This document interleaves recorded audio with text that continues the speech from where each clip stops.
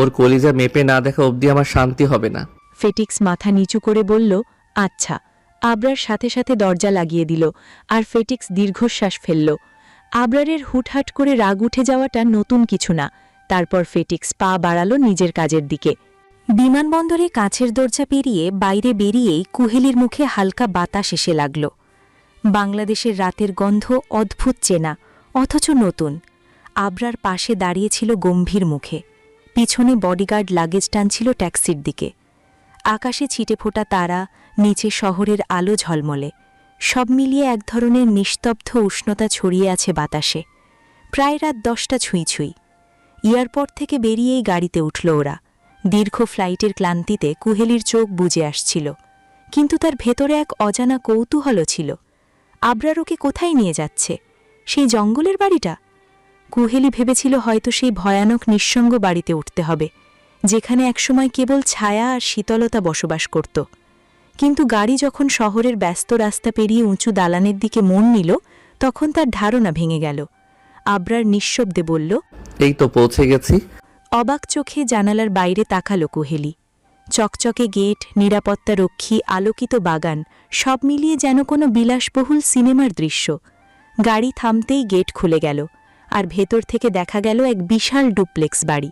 দোতলা, কাঁচের বারান্দা, ছাদের বাগানে ঝুলে থাকা লাইটগুলো হালকা দুলছে বাতাসে। তার মনে অদ্ভুত এক স্বস্তির ঢেউ উঠল। ভালোই হয়েছে, অন্তত সেই গা ছমছমে জায়গাটা নয়, মনে মনে ভাবল কুহেলি। আবরার বলল, চলো ভেতরে যাই। ক্লান্ত লাগছে নিশ্চয়ই। একটু, কিন্তু আমি ভেবেছিলাম আপনি আমাকে সেই জঙ্গলের বাড়িতে নিয়ে যাবেন। কেন, এই বাড়ি ভালো লাগছে না? কুহেলির চোখে এক মুহূর্তের জন্য অদ্ভুত ছায়া নেমে এলো যেন। সেই জঙ্গল ঘেরা বাড়িটা শুধু ইট পাথরের নয়, ভেতরে লুকিয়ে আছে কিছু স্মৃতি, কিছু অজানা রহস্য। কুহেলি আমতামতা করে বলল, না, ভালো লাগছে। আমি তো কথাটা শেষ করার আগেই আবরার আচমকা কুহেলিকে কোলে তুলে নিয়ে বাড়ির মেন দরজার দিকে হাঁটা ধরল। কুহেলি হচকিয়ে গেল। আশেপাশে তাকিয়ে দেখল অনেকগুলো বডিগার্ড যদিও ওদের দিকে তাকিয়ে নেই, তবু কুহেলির লজ্জা লাগল। কুহেলি নিচু কণ্ঠে মিনমিন করে বলল, আমাকে নামিয়ে দেন, সবাই দেখছে, আমার অনেক লজ্জা লাগছে, প্লিজ নামিয়ে দেন। আবরার গম্ভীর কণ্ঠে বলল, কানের নিচে একটা দিব, বেয়াদব মেয়ে। স্বামীর কোলে বসে অন্য কেউ দেখছে সেটা খেয়াল করছো? রুমে যে এর শাস্তি দিব। সাথে সাথে কুহেলি আবরারের বুকে মুখ লুকিয়ে চুপচাপ লেপে রইল। তা দেখে আবরার স্নাত হাসল, কিন্তু কুহেলি তা দেখল না। বাড়িতে ঢুকে আবরার সোজা রুমে গেল কুহেলিকে নিয়ে, তারপর খাটে নামিয়ে দিয়ে বলল, তুমি ফ্রেশ হয়ে রেস্ট নাও, আমার কাজ আছে, আমি বাহিরে যাব। সাথে সাথে কুহেলি বলে, কোথায় যাবেন? আবরার বাঁকা হেসে বলল, কেন, আমাকে কি মিস করবে নাকি তুমি বেবি? কুহেলি এবার নিজের প্রশ্নে নিজেই ফেসে গেল। আমতা করে বলল, না, এমনি জিজ্ঞেস করছিলাম আর কি। আবরার ঝুঁকে কুহেলির ঠোঁটে কয়েকবার ঠোঁট ছোঁয়ালো হালকা করে। সাথে সাথে কুহেলির সারা শরীর হালকা কেঁপে উঠল। তা দেখে আবরার কুহেলির কানের কাছে মুখ নিয়ে হাসকি কণ্ঠে ফিসফিস করে বলে, এখন তোমার হাজবেন্ডের কাজ আছে, সো এসব কাপাকাপি তুলে রাখো, এসে সব একসাথে পুষে দিব। বলেই ওর কানে হালকা করে কামড় দিয়ে উঠে দাঁড়ায়, তারপর চলে যেতে নেয়। দরজার সামনে দাঁড়িয়ে আবার পিছনের দিকে তাকিয়ে বলে, ডার্লিং খেয়ে নিব, কজ আমি এসে তোমাকে খাবো বলেই। সেই চিরচেনা ভয়ঙ্কর স্নাত হাসি দিয়ে বেরিয়ে গেল রুম থেকে। তা দেখে কুহেলির ঠোঁটের এক চিল হাসি দেখা গেল। রাত 9টা। রুম জুড়ে নিস্তব্ধতা, বাতাসে হালকা পারফিউমের গন্ধ। জানালার পাশে আধখোলা পর্দা দুলছে আলতোভাবে। রুমের ভেতর এক নারী গভীর ঘুমে আচ্ছন্ন, চোখের পাতা কাঁপছে, যেন কোনো স্বপ্নের ভেতর হারিয়ে গেছে সে। হঠাৎই নিস্তব্ধতা ভাঙল। বালিশের নিচে রাখা ফোনটা হালকা ভূঁ ভূঁ শব্দে কেঁপে উঠল। রুমটা অন্ধকার, শুধু ফোনের আলো এক মুহূর্তের জন্য মুখটাকে আলোকিত করে তুলল। সে চমকে উঠে বসল। নিঃশ্বাস দ্রুত হয়ে গেল, যেন কোনো আশঙ্কা বুকে চাপ দিচ্ছে। চোখ আধখোলা, তবুও তাড়াহুড়ো করে ফোনটা ধরল, কে ফোন করেছে সেটাও না দেখে। আর সাথে সাথেই তার কণ্ঠে বিস্ফোরণ, কুহেলি, তুই কোথায় ছিলি এতদিন? ওর কণ্ঠে রাগ, বিস্ময় আর কিছুটা স্বস্তির ছোঁয়া, যেন দীর্ঘদিনের হারানো কোনো ছায়া হঠাৎ ফিরে এসেছে। আমি তোর বাড়ি পর্যন্ত গেছিলাম কুহেলি। সে তড়িঘড়ি বলে যেতে লাগল, গলা কাঁপছে। তোর বাড়িতে তালা দেওয়া ছিল, কোথায় ছিলি তুই বল? ফোনের ওপাশে এক চিলতে হাসি ভেসে এলো, একটা মিষ্টি শান্ত হাসি। সে হাসি শুনেই শায়লার বুকের ভার কিছুটা হালকা হলো। কুহেলি হাসছে, ঠিক সেই আগের মতো, যেমন হাসত কলেজের ছাদে দাঁড়িয়ে বাতাসে সাদা আর সোনালি মিশ্রিত চুল উড়িয়ে দিয়ে। শায়লা তো এরকমই, সবসময় ছটফটে, মুখে রাগ ঝরে কিন্তু ভিতরে ভালোবাসায় ভরা। ওর কণ্ঠে উত্তেজনা, রাগ আর স্বস্তি সব একসাথে মিশে গেল। তুই জানিস আমি কতটা টেনশনে ছিলাম, শয়তান ছেড়ি। এখন আবার এসে বলছিস শোন, আগে একবার বলে গেলি না কেন রে? আর আমি বা কাকে বলি? হ্যাঁ, আমি কি কারো কিছু হই নাকি? ওর গলায় কষ্টের ঝাঁজ, কিন্তু কুহেলি তবুও হেসে ফেলল, সেই নরম মায়াময় হাসি। আরে আস্তে শোন আমার কথা আগে। ওর কণ্ঠ নরম, তবু তাতে একটা অদ্ভুত রহস্য লুকিয়ে আছে। শায়লা আবার মুখ ভার করে বলল, শুনবো না, কি করবি? ফোনের ওপাশে নীরবতা, তারপর কুহেলির হাসি ভেসে এলো, এবার একটু আদুরে সুরে। তুই তো আমার জান সোনা বাবু, রাগ করে না প্লিজ, কারণ তুই রাগ করলে তুই আরো কিউট লাগে। কিন্তু আমি চাই না আমার বেস্টুকে কেউ কিউট বলে নিয়ে যাক উড়াল দিয়ে। শায়লার ঠোঁটে না চাইলেও এক ফোঁটা হাসি এসে খেলল, কিন্তু সেই হাসির আড়ালে এখনও একটা প্রশ্ন লুকিয়ে আছে। কুহেলি এতদিন কোথায় ছিল? কেন হঠাৎ এমনভাবে চলে গেছিল?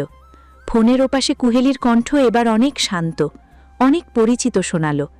বাতাসে যেন একটুখানি নরম উষ্ণতা মিশে গেল। আচ্ছা শোন, আমাদের কি রেজাল্ট দিছে? শায়লা একটুখানি অবাক হলো প্রশ্নটা শুনে। রেজাল্ট? সেই একাডেমিক ফলাফলের কথা, যার মধ্যে এখনও তাদের হাসি, চাপা উত্তেজনা আর একসাথে কাটানো মুহূর্তগুলো লুকিয়ে আছে। শায়লা নরম গলায় উত্তর দিল, দিবে কালকে। তুই আসবি না? আর আমার প্রশ্নের উত্তর দে, তুই কোথায় ছিলি এতদিন? ওর গলায় এবার একটুখানি মান অভিমান মেশানো সুর। ফোনের ওপাশে কিছুক্ষণের জন্য নিস্তব্ধতা নেমে এলো, শুধু শোনা গেল কুহেলির নিঃশ্বাসের শব্দ, যেন কিছু বলতে চায়, আবার যেন থেমে যেতে চায়। তারপর কুহেলি আস্তে বলল, আচ্ছা ঠিক আছে। একটা ছোট্ট শব্দ, তবু তার ভেতরে লুকানো ছিল অসংখ্য অপ্রকাশিত কথা। তারপর দুজনের মধ্যে আরেকটু কথা হলো, অতীত, রেজাল্ট, হালকা হাসি, কিছু নিরীহ কথাবার্তা। শায়লা ধীরে ধীরে স্বস্তি ফিরে পেল, ভাবল সব আগের মতোই। কিন্তু হঠাৎ কুহেলি বলল, পরে কথা বলি। আর কোনো কিছু না বলে ফোন কেটে দিল। লাইনটা কেটে যাওয়ার পর রুমটা আবার নিস্তব্ধ হয়ে গেল। শায়লা কিছুক্ষণ ফোনের পর্দার দিকে তাকিয়ে রইল। স্ক্রিনে এখন শুধু লেখা কল এন্ডেড। শায়লার মুখে মিষ্টি হাসি, এতদিন পর কুহেলির সাথে কথা বলল, ভালো লাগছে মনটা। হঠাৎ পিছন থেকে গম্ভীর কণ্ঠের সাথে সাথে শায়লা হকচকিয়ে যেয়ে পিছনে তাকায়। ভাইয়া, তুমি এভাবে হঠাৎ করে কথা বললে না তো, ভয় পাই আমি। ফাহিম হালকা হেসে উঠল, তার চোখে এক ধরনের শান্ত আত্মবিশ্বাস, যা শুধু একজন মনোবিজ্ঞানীর মধ্যেই দেখা যায়। তুই হুদাই ভয় পাস। শায়লা, সে বলল, তারপর এগিয়ে এসে ওর পাশে বিছানায় বসল। আদিল ফাহিম চৌধুরী, শায়লার ভাই, পেশায় একজন সাইকোলজি ডাক্তার, শ্যাম বর্ণের, লম্বায় প্রায় 5 ফিট 9 ইঞ্চি, দৃষ্টি গভীর, চিন্তাশীল। তার মুখে সবসময় একরকম সংযত গাম্ভীর্য থাকে, কিন্তু বোনের ব্যাপারে ওর ভিতরটা নরম কাচের মতো। কিরে, কে ফোন দিয়েছিল? ফাহিমের গলায় স্বাভাবিক কৌতূহল। শায়লা নিঃশ্বাস ফেলল, চোখে হালকা ক্লান্তি আর কণ্ঠে একরাশ অনিশ্চয়তা নিয়ে বলল, কুহেলি ছিল। কুহেলি মানে তোর বেস্ট ফ্রেন্ড? হ্যাঁ ভাইয়া, অনেকদিন পর ফোন দিল। আমি জিজ্ঞেস করলাম কোথায় ছিলি, কিছুই বলল না, শুধু বলল দেখা করে বলবে। ওর কণ্ঠে অবাক আর আবেগের মিশ্র সুর। রুম জুড়ে হালকা নিস্তব্ধতা, বাইরের বাতাসে জানালার পর্দা দুলছে মৃদু ছন্দে, যেন কোনো অজানা কথা বলছে। ফাহিম তখনও বসে আছে শায়লার পাশে। শায়লার কথার শেষে হঠাৎ ফাহিমের ঠোঁটের কোণে এক অদ্ভুত বাঁকা হাসি ফুটে উঠল। সেই হাসি মুহূর্তের জন্যই ভেসে এলো, কিন্তু যথেষ্ট অস্বস্তিকর। শায়লা সেটা দেখতে পেল না, মাথা নিচু করে বসেছিল এখনও, ভাবনায় ডুবে। ফাহিম শান্ত গলায় বলল, আচ্ছা দেখা করে জানিস তাহলে। আমি আজকে লেবে যাচ্ছি, একটু কাজ আছে। ওর কণ্ঠ খুব স্বাভাবিক, কিন্তু সেই স্বাভাবিকতার আড়ালে যেন একটা কৃত্রিম প্রশান্তি লুকানো। তারপর উঠে দাঁড়িয়ে দরজার দিকে হাঁটতে হাঁটতে বলল, তুই থাক, আর হ্যাঁ, মা অসুস্থ, তাই তাড়াতাড়ি ঘুমিয়ে গেছি। তুই তো ঘুমিয়েছিলি, আমি তখনই আসছিলাম। ফ্রিজে তোর জন্য খাবার রাখা আছে, গরম করে খাস। ফাহিম থামল না, কথাগুলো এমনভাবে বলল যেন সবকিছু আগেভাগেই ঠিক করে রেখেছিল। আর তারপর নিজের ব্যাগটা তুলে নিয়ে দরজার কাছে গিয়ে একবার ঘুরে তাকালো, শায়লা তখনও চুপচাপ বসে আছে, ফোনটা হাতের মুঠোয় ধরা, চোখে এক ধরনের চিন্তার ছায়া। আমি যাই, এই ছোট্ট শব্দটা বলেই ফাহিম রুম থেকে বেরিয়ে গেল। দরজা বন্ধ হতেই ঘরটা আবার নিস্তব্ধ হয়ে গেল। শুধু ঘড়ির টিকটিক শব্দ আর ফ্রিজের মৃদু গুঞ্জন ভেসে আসছে। ফাহিম ধীরে ধীরে গাড়ির চাবি ঘুরিয়ে ইঞ্জিন চালু করল। বাইরের রাস্তা তখন প্রায় ফাঁকা, শহর যেন ঘুমিয়ে পড়েছে। হালকা কুয়াশা, ফ্ল্যাট বিল্ডিংয়ের আলোয় ঘোলাটে ধোঁয়া, সবকিছু এক অজানা নীরবতায় ঢেকে গেছে। সে গাড়িটা রাস্তায় নামালো, চোখে দৃঢ়তা, মুখে এক অদ্ভুত নিশ্চুপ ভাব। রেডিও অফ, ফোন সাইলেন্ট, শুধু গাড়ির চাকার ঘর্ষণের শব্দ রাতের নিস্তব্ধতাকে কেটে যাচ্ছে। প্রায় 2 ঘন্টা পর গাড়ি থামল শহরের এক নির্জন প্রান্তে। একটা 3তলা বিল্ডিং, দরজায় বড় সাইনবোর্ডে লেখা Lev research and psychology lab. Fahim গাড়ি থেকে নামল, ঠান্ডা বাতাসে নিঃশ্বাস বেরিয়ে এলো ধোঁয়ার মতো। হাতে একটা কালো ব্যাগ, ভারী তবু নিখুঁতভাবে ধরা। ধীর পায়ে ঝুঁকল ভিতরে। প্রথম রুমটা ছোট, অফিসের মতো। একটা টেবিল, 2টো চেয়ার আর দেয়ালে নোটবুক ও কিছু কেস ফাইল। ফাহিম ব্যাগটা চেয়ারের ওপর রাখল, চোখ একবার চারপাশে ঘুরালো, যেন নিশ্চিত হতে চাইল কেউ ওকে দেখছে না। তারপর সোজা এগিয়ে গেল দ্বিতীয় রুমের দরজার দিকে। সেখানে একটা locked panel, digital password protected. Fahim নিচু গলায় বলল, অ্যাক্সেস কোড 0723। বিপ। প্যানেল সবুজ হয়ে উঠল। দরজা খুলে গেল নিঃশব্দে। রুমের ভেতর ঢুকেই সে দেয়ালে হাত রাখল। আলতো করে সুইচ অন করতেই ঠিক মুহূর্তেই আলো জ্বলে উঠল। আর ঠিক তখনই যেন ঘরের নিস্তব্ধতা চূর্ণ হল। দেয়ালের সামনে বিশাল পর্দায় ভেসে উঠল এক নারীর মুখ, কুহেলি। তার ছবি বড় করে দেয়াল জুড়ে, একটা হাসি মাখা মুখ, চোখ দুটো যেন ফাহিমের দিকে তাকিয়ে আছে। ফাহিম থমকে দাঁড়াল, চোখে এক ঝলক আলো পড়ল। তার ঠোঁটের কোণে আবার সেই পুরনো বাঁকা হাসি ফিরে এলো। নরম গলায় বলল, অবশেষে আবার দেখা হলো আমার সাদা চুলের রানীর সাথে।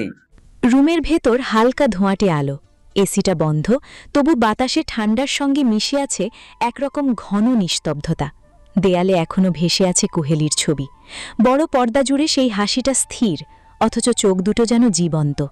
ফাহিম ধীরে ধীরে চেয়ারে বসল, এক পা আর এক পায়ের উপর তুলে আরাম করে হেলান দিল। তার মুখে এক অদ্ভুত প্রশান্তি, যেন দীর্ঘ প্রতীক্ষার পর কোনো প্রিয় মুখকে ফিরে পেয়েছে। পকেট থেকে একটা সিগারেটের প্যাকেট বের করল, আঙুলে সিগারেটটা তুলে ঠোঁটে রাখল। লাইটারটা ক্লিক করে জ্বালালো। টিক। আগুনের ছোট্ট শিখা এক মুহূর্তের জন্য ওর মুখ আলোকিত করে তুলল। এক টান ধোঁয়া নিঃশ্বাসে ঢুকে আবার ধীরে ধীরে বেরিয়ে এলো, কুহেলির ছবির দিকে গিয়ে মিশে গেল। তারপর হালকা হাসি দিয়ে ফাহিম বলল, তোমাকে তো সেই দিনই মন দিয়েছিলাম, আমার সাদা চুলের রানী। ওর চোখে মিশে গেল স্মৃতির ঝলক আর অন্ধকারের দীপ্তি। সেদিনই তো প্রথম দেখেছিলাম তোমায়, ঠিক 2 বছর আগে। তখন তুমি সবে কলেজে উঠেছো, আর আমার বোন সাইলার সঙ্গে তোমার বন্ধুত্ব হলো। আমি জাস্ট অবাক হয়েছিলাম, প্রথম দেখাতেই মন হলো তুমি যেন কোনো রঙিন স্বপ্ন থেকে বেরিয়ে আসা মেয়ে।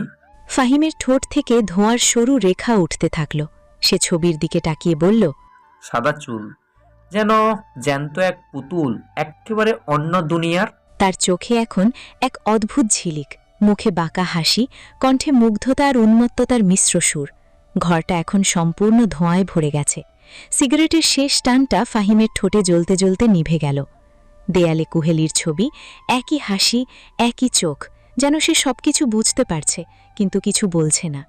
ফাহিম অনেকক্ষণ চুপ করে তাকিয়ে রইল ছবিটার দিকে। চোখ দুটো তার ভারী, অথচ গভীরে এক অদ্ভুত জ্যোতি জ্বলছে। তারপর ধীরে ধীরে ঠোঁট খুলল। জানি না এতদিন তুমি কোথায় ছিলে সাদা চুলের রানী। ফাহিমের গলায় ক্লান্তি, তবু সেই ক্লান্তির নিচে এক অদ্ভুত কোমলতা লুকিয়ে আছে। আমি তোমাকে অনেক খুঁজেছি, রাস্তায়, শহরে, মানুষের ভিড়ে, এমনকি নিজের স্বপ্নেও পাগলের মতো খুঁজেছি, কিন্তু পাইনি। ওর কণ্ঠ ক্রমে গভীর হয়ে উঠছে, যেন প্রতিটা শব্দ ওর বুকের ভেতর থেকে টেনে আনছে। কিন্তু এবার আর তোমাকে যেতে দেব না, কখনই না। ফাহিম ধীরে ধীরে উঠে দাঁড়াল, দেয়ালের দিকে হাঁটল, ছবির ঠিক সামনে গিয়ে থামল। তার চোখে এক অপার্থিব আলো, ঠোঁটে ভয়ানক হাসি ফুটে উঠল। ফাহিম ডান হাত ধীরে নিজের বুকের উপর রাখল, তারপর নিজের আঙুলগুলো দিয়ে বুকের মাংস স্পর্শ করল, যেন ওখানেই কুহেলিকে ধরে রাখতে চায়। তোমাকে আমি আমার কাছে রাখবো কুহেলি, একদম আমার বুকের মধ্যে, এখানেই।